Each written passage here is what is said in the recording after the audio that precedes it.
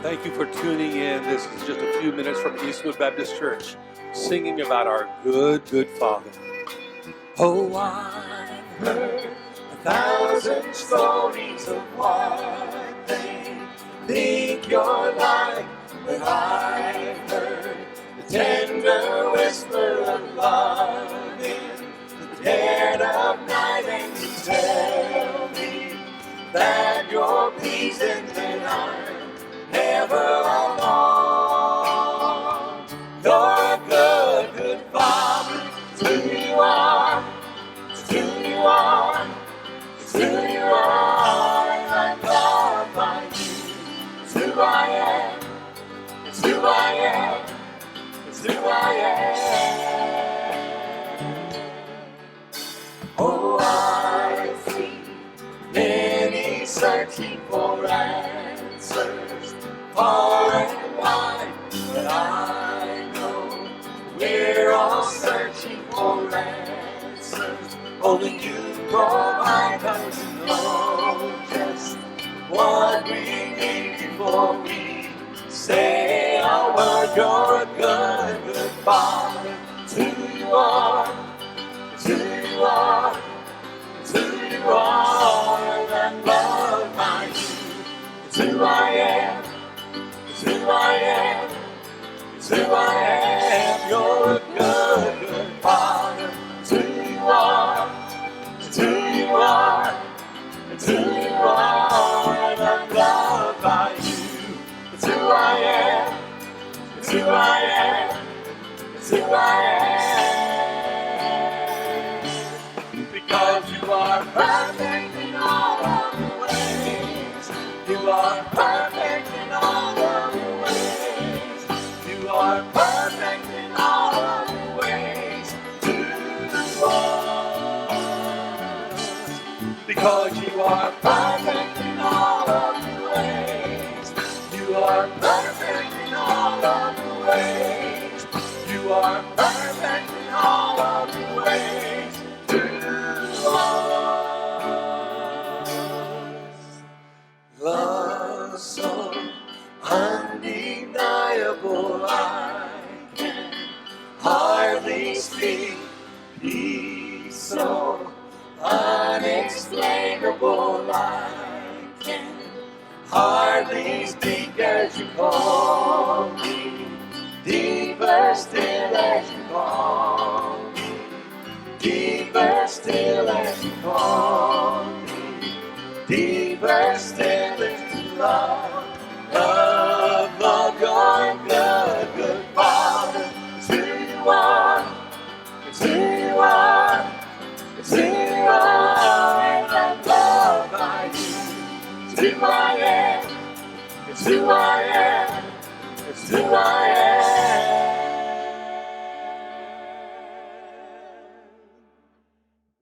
Hello, Eastwood Church family. Hope you enjoyed that time as I did of worship and music.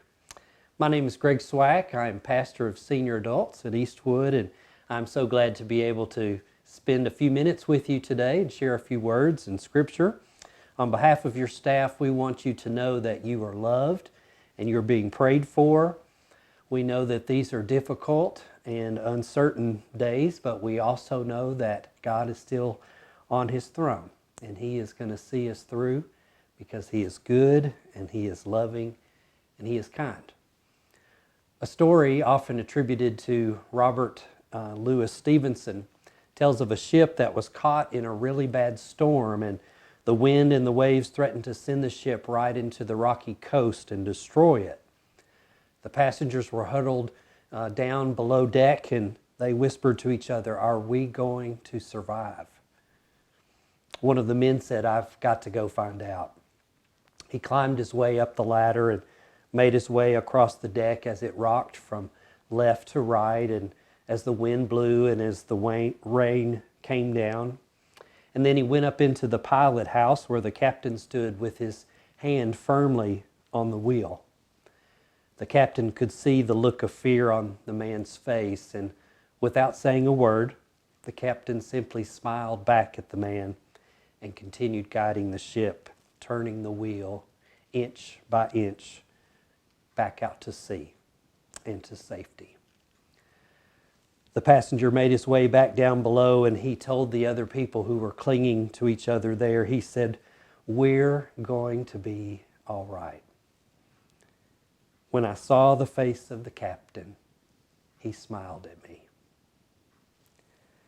These last several days have certainly felt like a storm for all of us, and what we need to do is look to the Lord, our captain, and see that He's still guiding the ship of our lives, and He is smiling, and He is saying, it's going to be all right. In Psalm 4, David reminds us to trust in the Lord. He had found himself in an uncertain and stressful time, and he writes, "Answer me when I call, O God of my righteousness. You have given me relief when I was in distress. Be gracious to me and hear my prayer. O men, how long shall my honor be turned into shame? How long will you love vain words and seek after lies? But know that the Lord has set apart the godly for Himself. The Lord hears when I call to Him. Be angry and do not sin. Ponder in your own hearts on your beds and be silent. Offer right sacrifices and put your trust in the Lord. There are many who say, 'Who will show us some good?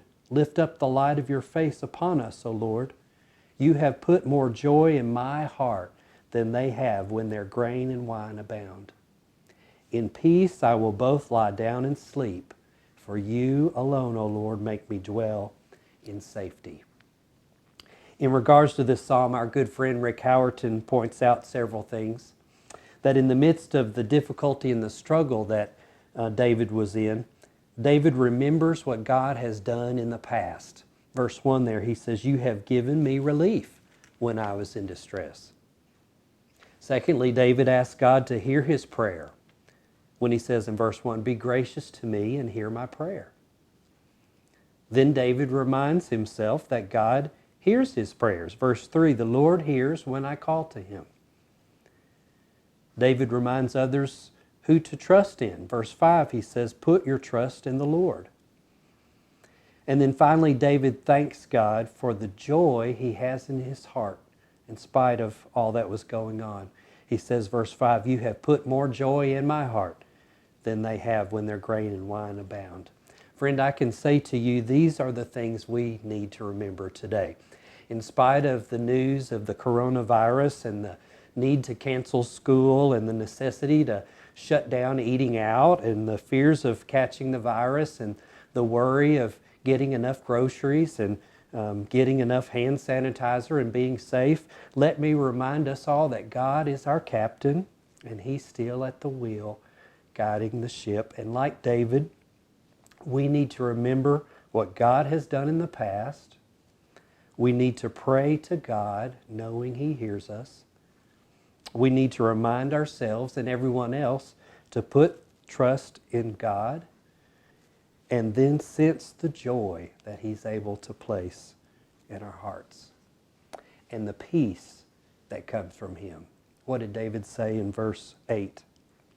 "In peace I will both lie down and sleep, for you alone, O Lord, make me dwell in safety." Church family, we love you and we know that God is going to see us through. So look to Him, pray to Him, trust in Him, and find the joy that only comes from Him. God bless you.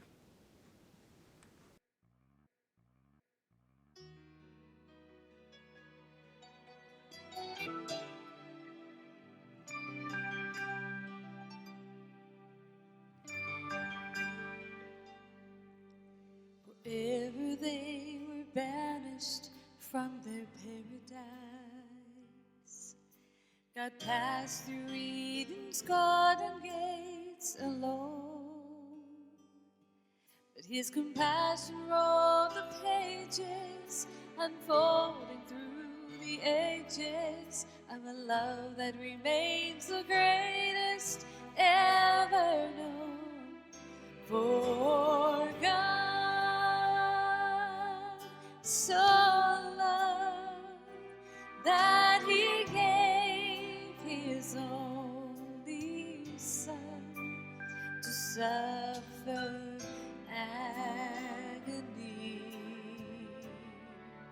on a hill called Calvary. Heaven's mercy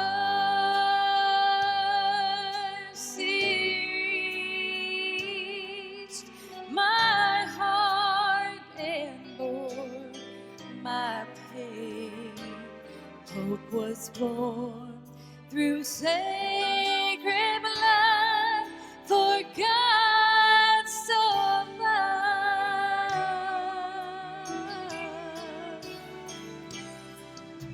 Shouts of praise were heard throughout Jerusalem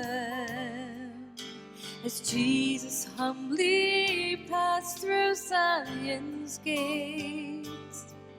Then the gloom of Calvary's sorrows dashed hopes of bright tomorrows, when the hope of the living Father turned away. For God so loved that He gave His only Son to suffer agony on a hill called Calvary. Heaven's mercy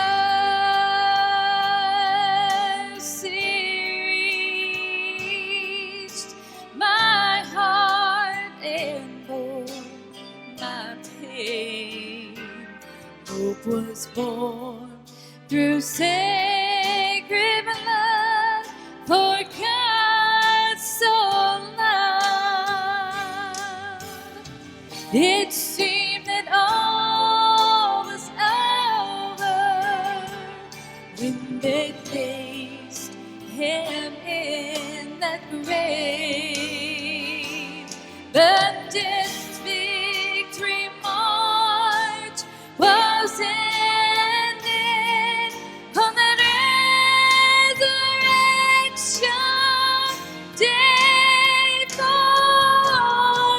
God so loved that He gave His only Son to suffer agony on a hill called Calvary.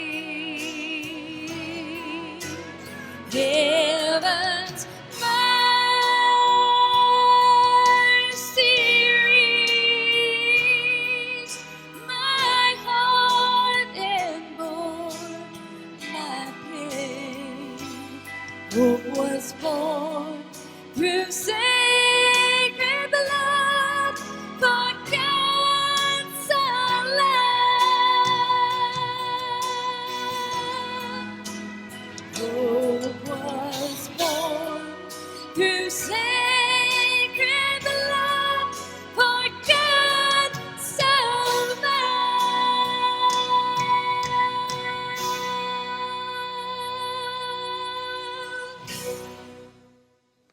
What a great song. Thank you so much for that. We would like to let you know that we have a team of people ready and willing to help those with a need. If you are at home and in need of someone to deliver groceries or other supplies, or if there is some other way that we can help while you are stuck at home, our staff and our deacons, as well as volunteers from the shut-in ministry and worship ministries, they are available to help. They are in the process of contacting people to offer prayer support and encouragement.